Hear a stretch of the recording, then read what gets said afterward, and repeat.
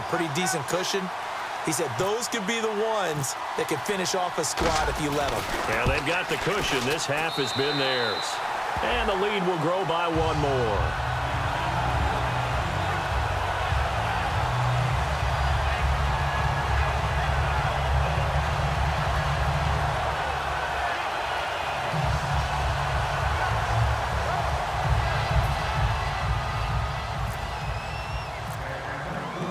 After the touchdown, here's Bryant now to kick it away.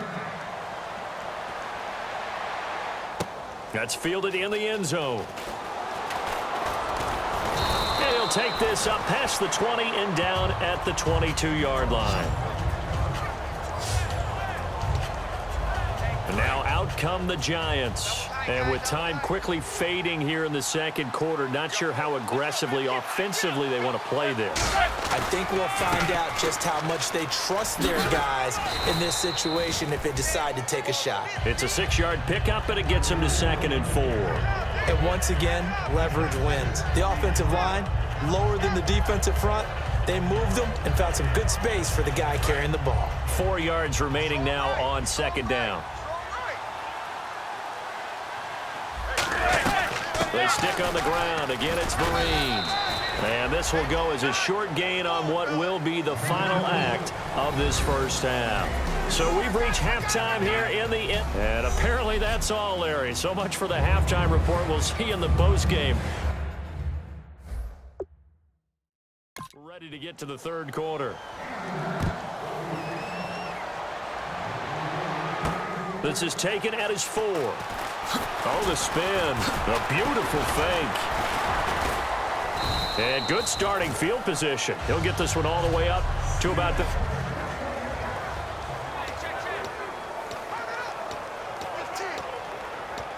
Atlanta now coming out on the field. They built a good first half lead. Now they have a chance to add on to it. And what I'm thinking is that the offensive staff spent the entire halftime just working with them on here's what we think they're going to do to attack us in the second half. Nice first half that we've had, guys, but be prepared for some change-ups. We're going to see them when we kick it off in the second half. See how they handle any adjustments that might be made defensively.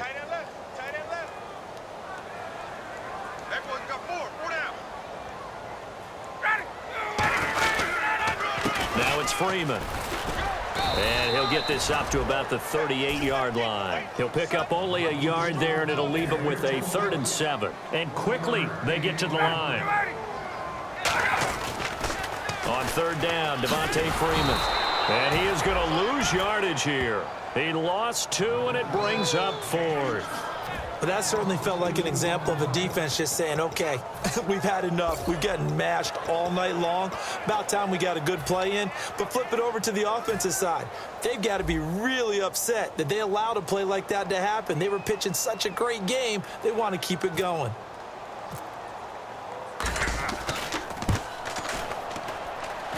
And the 14-year trusty veteran able to knock it through. And the lead now increases to 20-0. And this stadium is abuzz after that one, understandably so. I cannot believe he hit that thing. And you can't help but think back to Tom Dempsey. And his record stood for, what, 43 years until Matt Prater broke it? And now here's a new record. And I'm with you. I cannot believe that ball went through the posts. And he'll make it across the 20 as his guys will set up shop at the 23-yard line.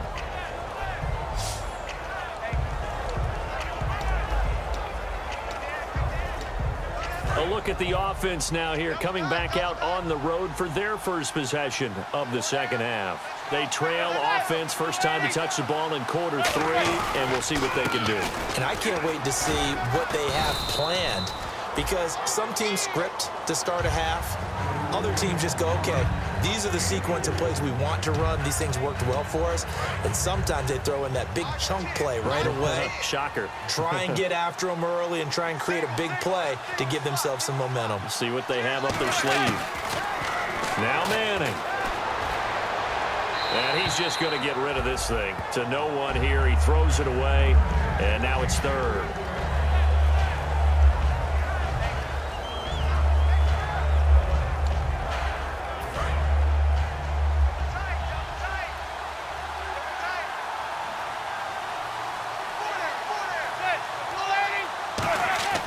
Throwing is Manning on third down.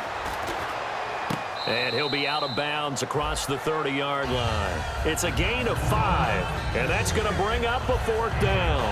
I think the training and practice broke down on that play because he simply didn't run the route deep enough to get to the first down marker, despite what was a really nice catch and toe tap on the sideline. Well, that's 3rd down 101. You got to go to the marker, know where it is.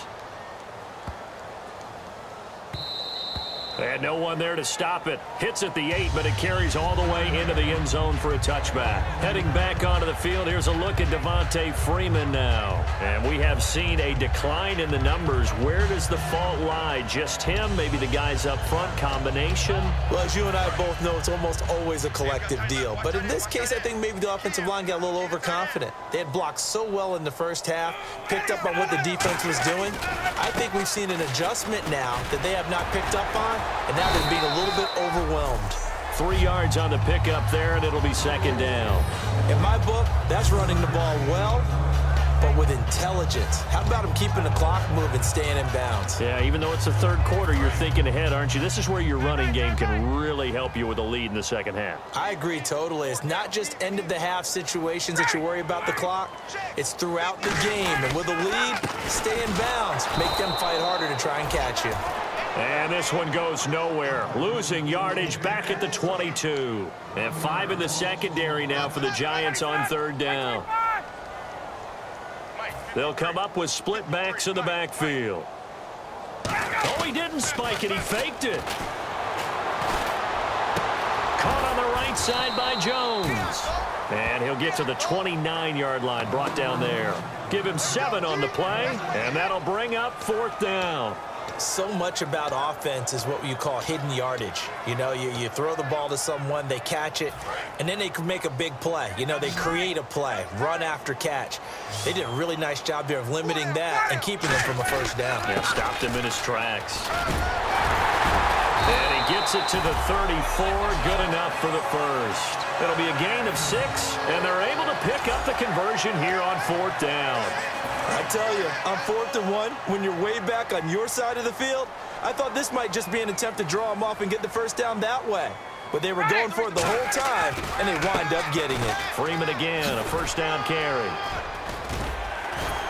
And brought down, but not before reaching the 45-yard line. A nice pickup there, 10 yards, and it'll move the sticks. Another good run there, and now we're seeing an offense that's imposed its will on a defense. When we talk about that all the time, what does it really mean? It means that the guys on the offensive line, they feel like they can do whatever they want. They're in the huddle saying, run it again. Give us another chance to smack someone and create some space.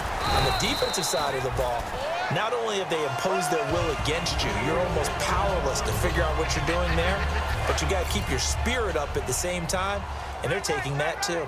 This drive is turning into an extended one, and the guy carrying the ball, he's becoming more like a body blows guy. Every carry is putting some damage on the defense. So after a while, I'm not too sure how many guys are going to want to run up and tackle him. And he'll be taken down after a minimal pickup, and that will take us to the end of quarter number 3. Back now in Atlanta.